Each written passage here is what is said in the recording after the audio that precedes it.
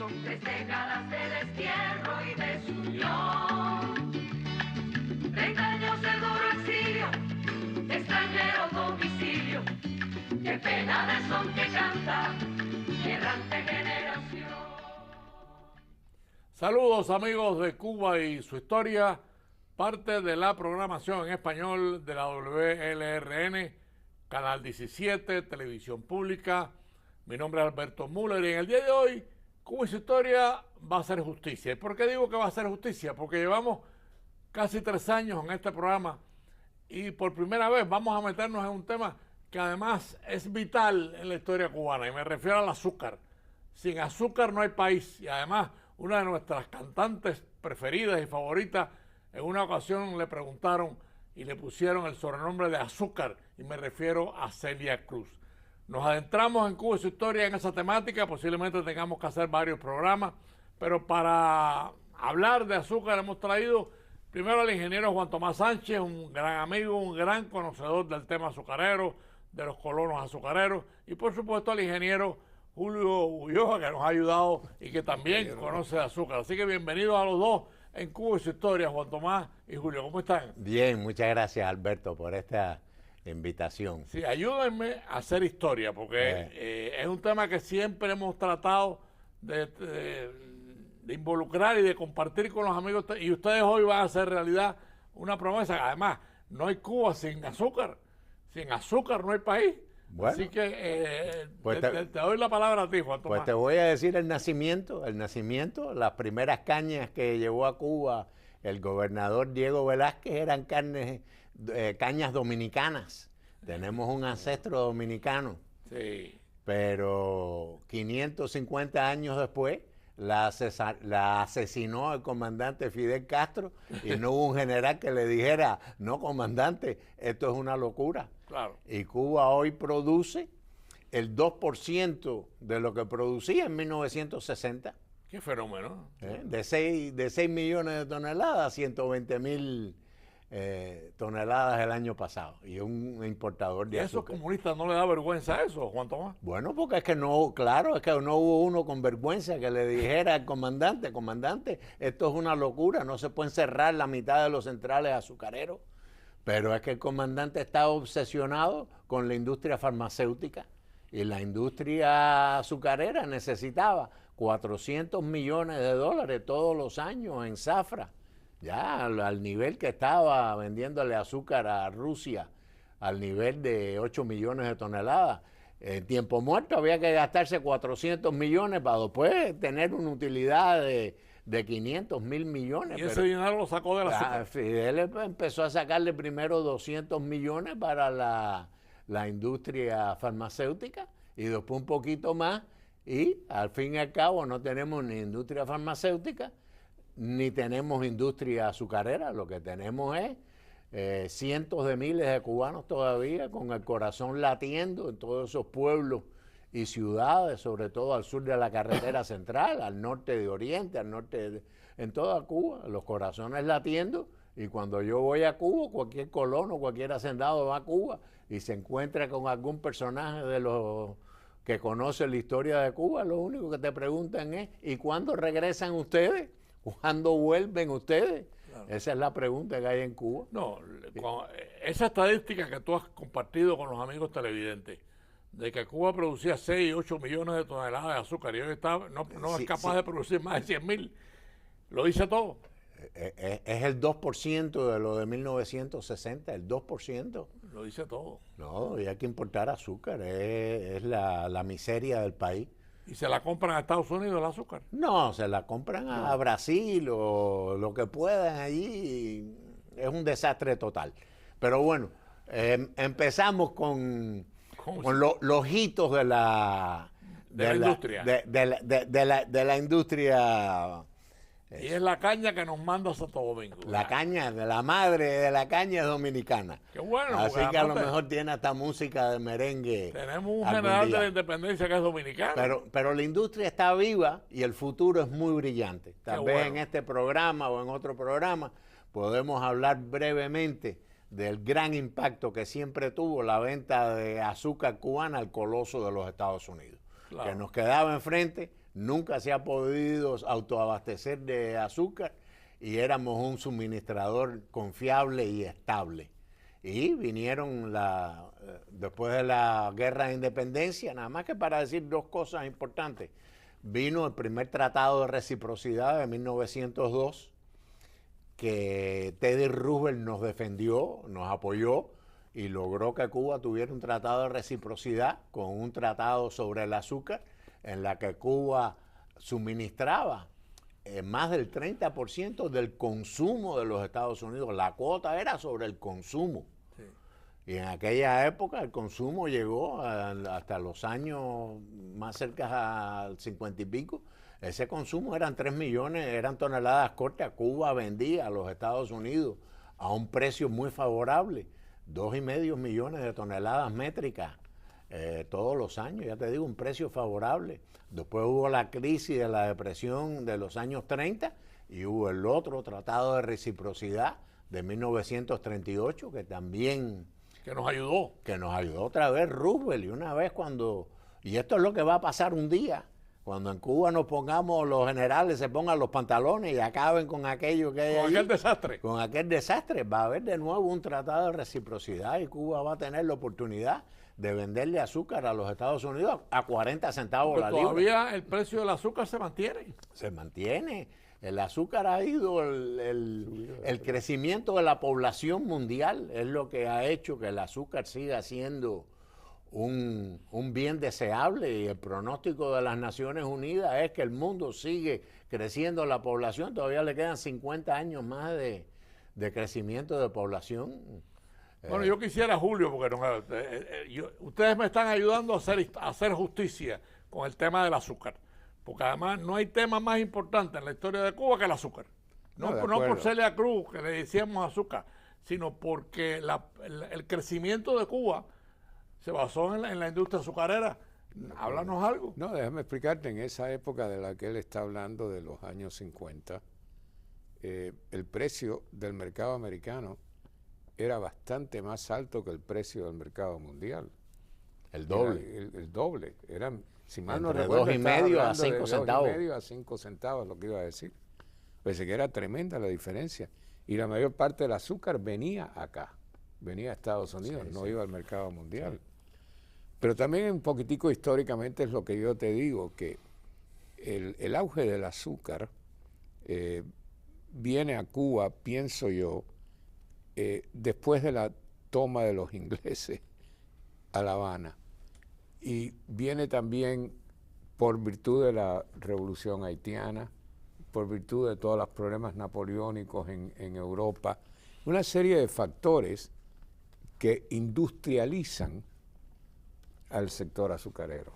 Sí, y también en 1776 la independencia de los Estados Unidos, que no tenía que comprarle azúcar a las colonias inglesas, claro. Y entonces cada vez compraba más y más azúcar a Cuba, era su suministrador. Claro, porque ya se había acabado la Casa de la Contratación y el control de Sevilla. Sí. Se abrió el mercado, claro. Se abre el mercado después de la... Sí, además los ingleses... Claro. Le dan a Cuba un empujón comercial. Totalmente. Porque los ingleses eran mucho más comerciales que los españoles. Claro, viene la mecanización de los centrales, porque vienen en ese momento es que se mecanizan y por ahí viene ya también el ferrocarril. El ferrocarril, ¿no? Y también viene, hasta cierto punto que poca gente conoce eso, la época en que España firma un tratado con China y empiezan a venir los chinos. En el año 1840 más o menos. A trabajar en el azúcar. A trabajar en azúcar y en el ferrocarril. Y no vienen como esclavos, vienen con un contrato de 8 años, de trabajo de 8 años, y logran independizarse después. Pero tengo entendido que había algunos colonos chinos, tengo entendido que había mezcla de... Sí, como no, yo lo veo en la lista de los colonos que aparecen en el anuario azucarero de Cuba, aparecen colonos chinos. ¿Cuándo viene el gran salto? Juan Tomás, cuando llega el ferrocarril o con la República. Bueno, yo te digo que el gran salto, como está diciendo Julio, empieza todo a finales de los 1700, con ese fenómeno, perdóname que lo repita, la independencia de los Estados Unidos comprando azúcar en Cuba en vez de las colonias inglesas. la revolución de Haití, que Haití era la azucarera del mundo. Era tremenda azucarera. Todo aquel conocimiento que tenían los hacendados Lo heredamos a Haití. viene para Cuba. Y en La Habana habían 3 grandes centrales, la gente con nombres de los dueños originales que eran franceses. La toma de La Habana por los ingleses, que Carlos III es el rey en España, y después viabiliza mucho las exportaciones y los tratados que podía tener Cuba con el resto del mundo. Y aquello que empieza 200 años antes, que es la gran diferencia entre las colonias inglesas y las colonias españolas, que es cómo es la tierra, quién compra la tierra y quién tiene la tierra. Los ingleses le dan las islas a los lores. Y en las Antillas españolas, y sobre todo en Cuba, es los cabildos los que empiezan a distribuir aquella tierra realenga, que era toda del rey, lo empiezan a distribuir entre sus ciudadanos, los que los quieran trabajar. La que la quieran trabajar. Y ahí se creó mucha ganadería, grandes latifundios a nombre para el desarrollo de la ganadería. Y eso se fueron dividiendo y las leyes se fueron ajustando de manera de que en Cuba se aceptaba la herencia, la justificación, la compra y la venta de tierra. O sea, Cuba siempre tuvo la exquisitez española del detalle en toda operación mercantil, que siempre la tuvo, y no la pierde Cuba cuando se convierte en república después de la ocupación americana. Cuba conserva toda aquella exquisitez de la legislación española. Por eso cuando vienen los booms de la Primera Guerra Mundial, la inversión en Cuba es fácil, porque hay un sistema legal y un poder judicial y una establecida y confiable. Había instituciones para eso. Estaba la institucionalidad que nos dejaron los españoles en la República, sobre todo en el derecho de propiedad y en la inversión, es lo que nos va a sacar dentro de unos días o dentro de unos años del fondo del pozo en el que nos encontramos, aquella exquisitez, aquella legislación española, bancaria, hipotecaria. ¿Tú crees que todavía Cuba, con todo el desastre, el colapso, tiene la potencialidad para levantar su industria azucarera? ¿Cómo no? Pues, y también el tratado con los Estados Unidos, el tratado con la Unión Europea. La Unión Europea también es un comprador de azúcar a precios beneficiarios. Claro. Lo que Cuba también puede negociar mucho con la Unión Europea, puede negociar más con los Estados Unidos, porque el primer capital que entra en Cuba es el capital de los exilados.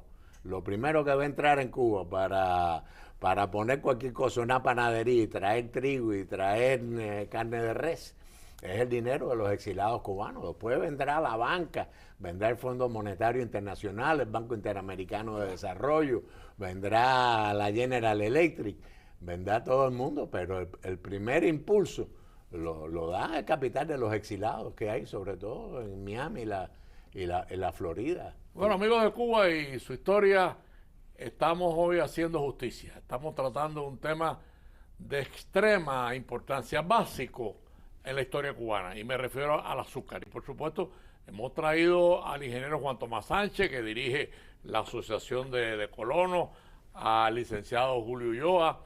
Pero yo, que me doy cuenta de la importancia de lo que estamos haciendo, con mucha humildad, le preguntaría a Juan Tomás Sánchez, bueno, ya él lo dijo, o sea, el desastre, el colapso cubano tiene que llegar a un final, y por supuesto el reinicio de Cuba tiene que ser con el azúcar. O sea, es un producto que muy rápidamente se puede convertir en la caña, se puede convertir en azúcar y tener en Estados Unidos de nuevo el cliente prioritario y que nos ayuda.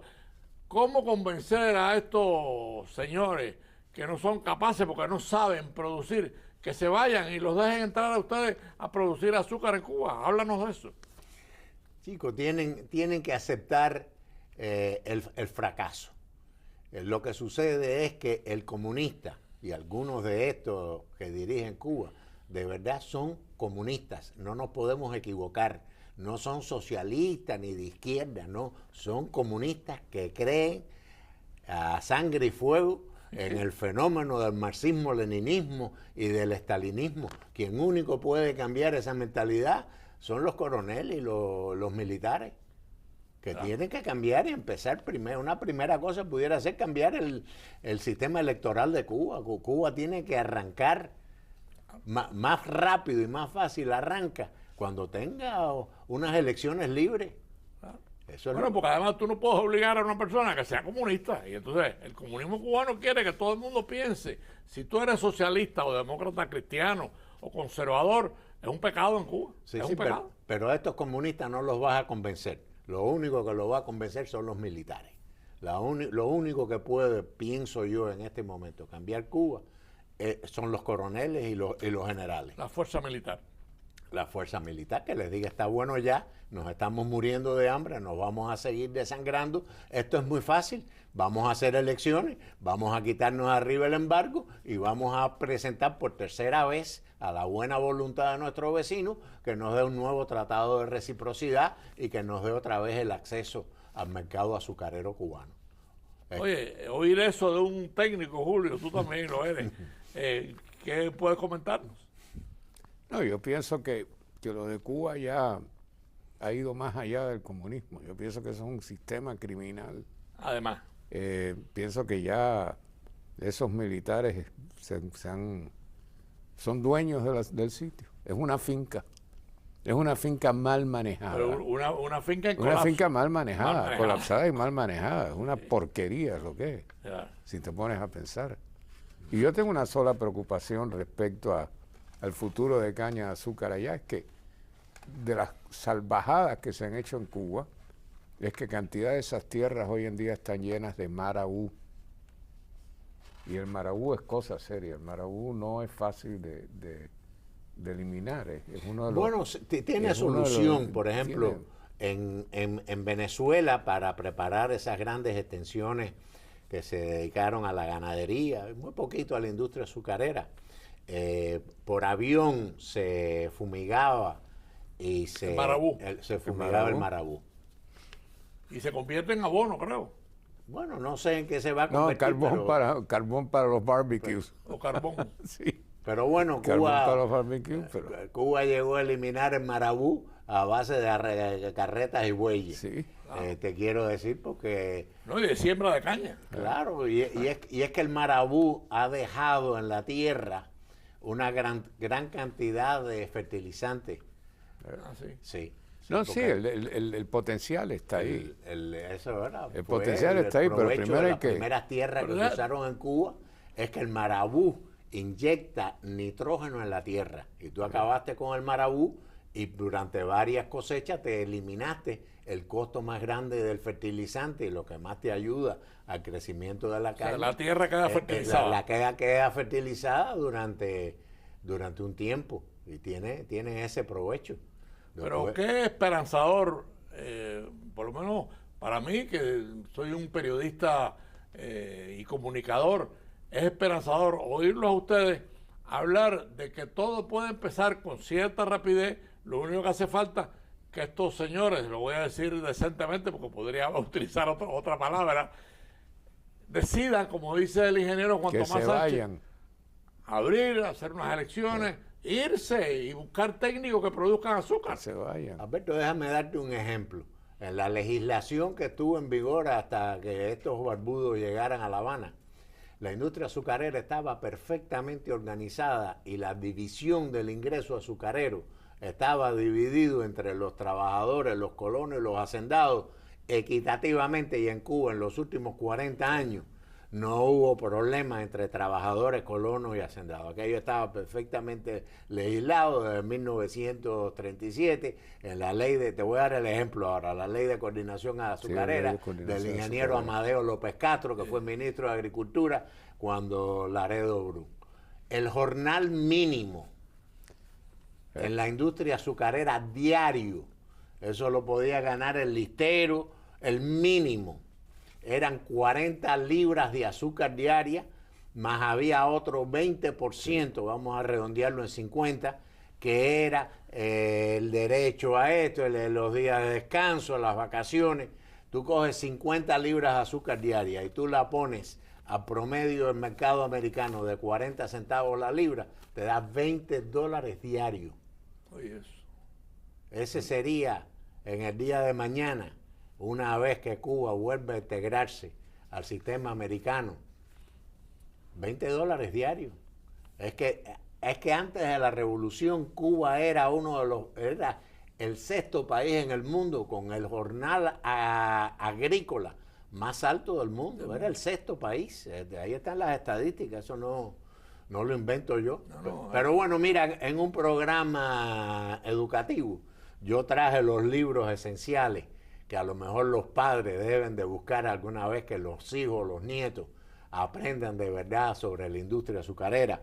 Y tienen Azúcar y Población. Vamos a enseñarlo, Juan Tomás. Yo creo que las cámaras lo pueden No, enseñar. muestra No, la tienes que cámara pararlo. tuya, que es esta. Azúcar y Población de Ramiro Guerra.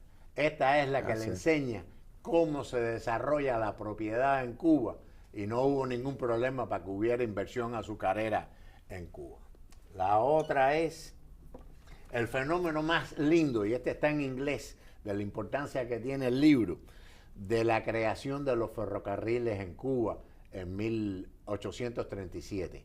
Se hizo las primeras 13 millas del puerto de La Habana a Bejucal y después 26 millas más a Guine. O sea, son 50 millas que se hicieron en 2 años y fue un éxito tan grande que la reina Isabel II decidieron privatizarlo, venderlo. Aquel negocio se vendió y lo compraron los privados y se hizo el modelo y por ahí se siguió haciendo Y Cuba tuvo un desarrollo de ferrocarriles en Cuba porque era un negocio hacer un ferrocarril porque para pagar el transporte de la caña y el azúcar pagaba eso. Y tal vez la Biblia, el ingenio de Manuel Moreno Frajinal, toda la estadística de Cuba, así todo, aunque todos son autores de izquierda, el mérito y la verdad de la industria azucarera de Cuba está en estos libros, que todos sabemos el impacto que tiene cuando tú le dejas a un hijo, un nieto, un libro, y le gustó y lo leyó, y a lo mejor hizo... Oye, Juan Tomás, tú que eres director de la... Este programa hay que enseñárselo a los militares cubanos porque acaban de resolver el problema. Mandarle copia porque no es tan difícil, ¿eh? No, Es tan difícil. O sea, regímenes más duros, inclusive tan duros como el de Cuba, por ejemplo, Sudáfrica, los racistas decidieron darle el poder a Mandela y hacer un país democrático, y todavía Sudáfrica es demócrata y tiene partidos políticos, y ahí están los racistas todavía con sus partidos.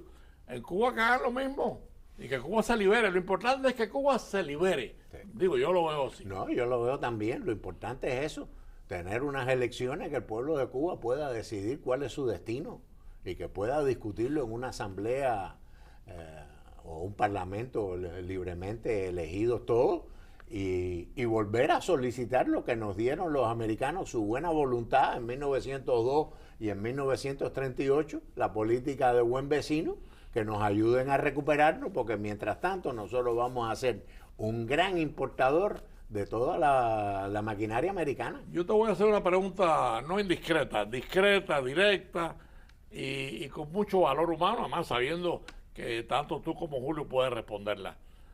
Juan Tomás Sánchez, tú que eres director de una organización de colonos, que sabes cómo se produce azúcar, en esta nueva posibilidad, ¿tú regresarías a Cuba? Desde el primer día, porque yo sigo siendo el director de la Asociación de Colonos de Cuba, incorporada en Miami hace 30 años por aquellos que fueron electos en Cuba en la última elección libre en 1959, que se juntaron aquí. Ahí aparece, el que lo quiera buscar en los récords del estado de la Florida, Asociación de Colonos de Cuba, Inc. Y ahí están todos los récords desde la primera que se fundó hace 40 años. Nos quedan 4 minutos de programa, te voy a dar un minuto a Julio después para que Juan Tomás cierre. ¿Qué tú puedes decir, Julio? Porque estamos hablando de palabras mayores.